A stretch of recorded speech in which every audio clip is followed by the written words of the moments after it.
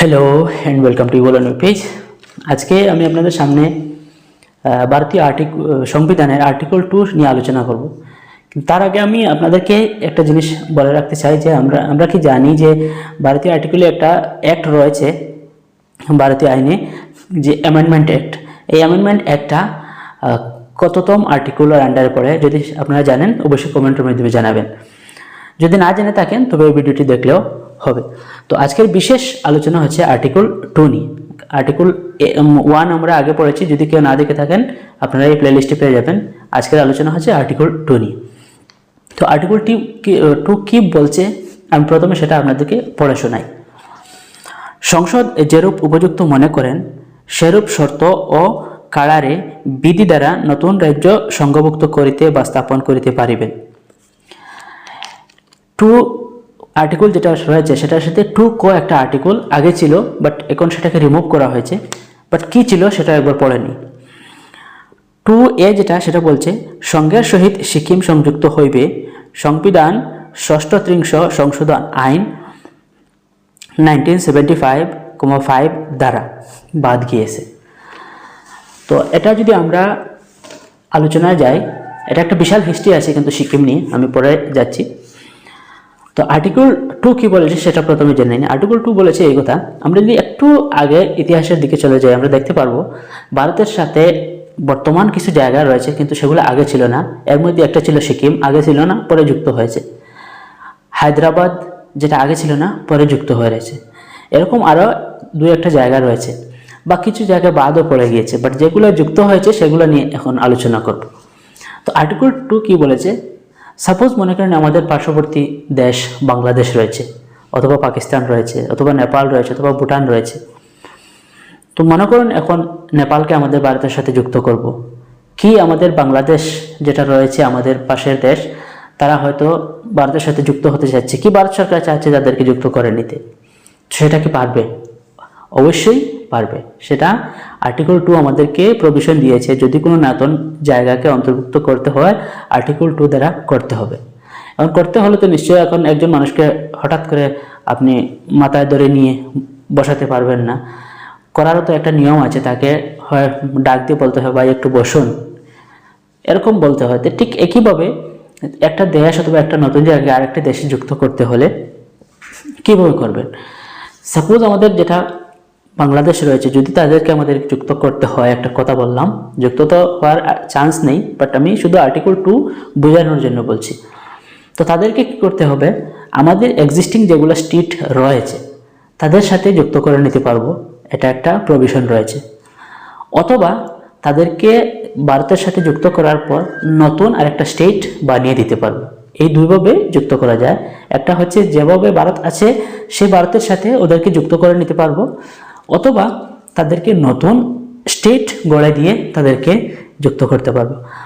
এখন একটা জিনিস জানার বিষয় রয়েছে, আমাদের ভারতীয় সংবিধানে একটা জিনিস রয়েছে ইউনিয়ন টেরিটরি, বা ভারতে ইউনিয়ন টেরিটরি সিস্টেম রয়েছে, স্টেট রয়েছে। এখন নতুন যদি কোনো জায়গায় যুক্ত করা হয় তাদেরকে ইউনিয়ন টেরিটরি করা যাবে কি, একটা বিশাল প্রশ্ন এখানে রয়েছে। অবশ্যই না।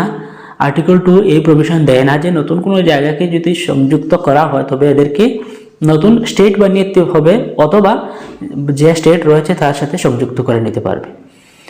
এখন আবার প্রশ্ন আসতে পারে, এদেরকে কি ইউনিয়ন টেরিটরি বানানো যাবে? সেটাও হ্যাঁ, বানানো যাবে। কিভাবে?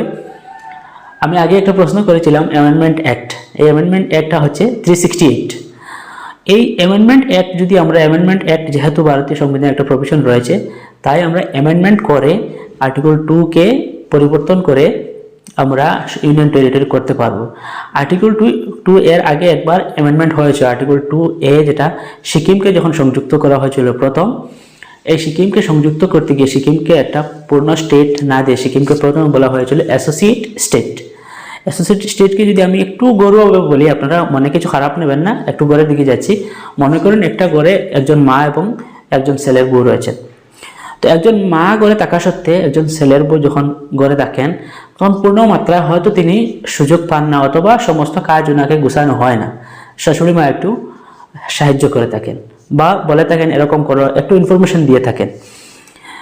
তো এরকম সংযুক্ত কিন্তু ছেলের বউ ওই পরিবারের সদস্য, আর ছেলের মা ওই পরিবারের সদস্য, কিন্তু দুজনের মধ্যে হয়তো পাওয়ারের যেটা শাশুড়ি মার কাছে যেটা পাওয়ার থাকবে, যেটা নলেজ থাকবে, হয়তো পুত্র বউয়ের কাছ থেকে একটু বেশি। ঠিক একইভাবে সিকিমকে প্রথমে বলা হয়েছিল তোমাদেরকে আমরা ঠিক আছে স্টেট হিসেবে মেনে নিলাম, বাট পূর্ণ মাত্রায় ওদেরকে সুযোগ দেওয়া হয়নি, ওদেরকে বলা হয়েছে অ্যাসোসিয়েট স্টেট, সংযুক্ত বা সহকারী স্টেট। এখন মনে আসতে পারে এটা আবার কোন ধরনের স্টেট হয়, স্টেট বলা হলো আবার অ্যাসোসিয়েট শব্দ লাগানো হলো। অ্যাসোসিয়েট শব্দটার আসলে এই জন্য লাগানো হয়েছে, এদেরকে বলা হয়েছিল তোমাদের যে অ্যাডমিনিস্ট্রেটিভ পাওয়ার যেগুলো সবই আমরা দিয়ে দিলাম, তোমাদের হায়ার এডুকেশন শিক্ষা আমাদের ভারত থেকে নিতে পারো, যে কোনো ইনস্টিটিউটে ভর্তি হতে পারো, ইউপিএসসি লেভেল এক্সাম বা যত ধরনের বড় বড় পরীক্ষা আছে সব পরীক্ষা তোমরা বসতে পারবে। শুধুমাত্র তোমরা করতে পারবে না যে ভারতের যে প্রেসিডেন্ট এবং ভাইস প্রেসিডেন্ট ইলেকশন হয় সেটাতে তোমরা সরাসরি যোগদান করতে পারবে না, ভোট দিতে পারবে না। ওরা প্রথমে মেনে নিয়েছে, কিন্তু এটা করা হয়েছিল আর্টিকেল 2A দ্বারা অ্যামেন্ডমেন্ট করে, আর্টিকেল 2 কে অ্যামেন্ডমেন্ট করে 2A করা হয়েছিল, করে ওদেরকে অ্যাসোসিয়েট হিসেবে যুক্ত করা হয়েছিল।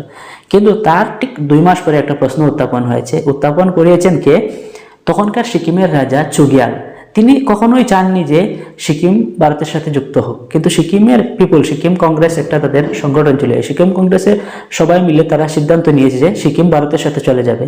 কিন্তু সেই চুগিয়াল রাজা সিকিমের তিনি তখন চান কি যে সিকিমকে ভারত থেকে কীভাবে আলাদা রেখা যায়, তাই তিনি ব্রিটিশ সরকারের সাহায্য নিয়ে এই প্রশ্নটা উত্থাপন করেছিলেন যে যেহেতু আর্টিকেল 2 বলে যে হয় নতুন স্টেট দাও অথবা যে ভারত আছে তার সাথে সংযুক্ত করলে হয়তো যে কোনো একটা স্টেটের সাথে যোগ হয়ে যায়।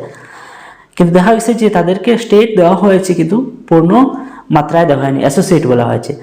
তাই এর ঠিক 2 মাস পরে ওদেরকে যখন যুক্ত করা হয়েছিল তার ঠিক 2 মাস পরে এই 2A অ্যাক্ট সেটা বাতিল করে দেওয়া হয়েছে।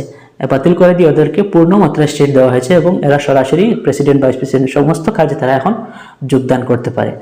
এরকম আরও কিছু জিনিস রয়েছে, আমি সেদিকে যাচ্ছি না। তো আমি একটা প্রশ্ন করেছিলাম যে অ্যামেন্ডমেন্ট অ্যাক্ট কত সালে, কোনটি? অ্যামেন্ডমেন্ট অ্যাক্ট হচ্ছে 368 আর্টিকেল ভারতের যেটি রয়েছে সেটা আমাদেরকে কোনো জিনিস সংশোধন করার সুযোগ দেয়, যাকে আমরা ইংরেজিতে বলেছি আর কি অ্যামেন্ডমেন্ট অ্যাক্ট। তো এর আরও বিশাল হিস্ট্রি রয়েছে, আমি সেদিকে যাচ্ছি না। আমি আপনাদেরকে এভাবে একটা করে ইনফরমেশন দিতে থাকবো, সামান্য হলেও ইনফরমেশন দেবো, যাতে আপনারা ভারতীয় সংবিধানের নিয়ম নীতি সম্বন্ধে অল্প কিছু হলে জানতে পারেন এবং অন্যকে বলতে পারেন। আর যদি আপনার এই ভিডিওটি ভালো লেগে থাকে অবশ্যই যদি ফেসবুক থেকে দেখে থাকেন লাইক শেয়ার এবং ফলো করে পাশে থাকবেন, এবং যদি ইউটিউব থেকে দেখে থাকেন সাবস্ক্রাইব করে পাশে থাকবেন। ধন্যবাদ জানিয়ে আজকের ভিডিও এখানে শেষ করলাম।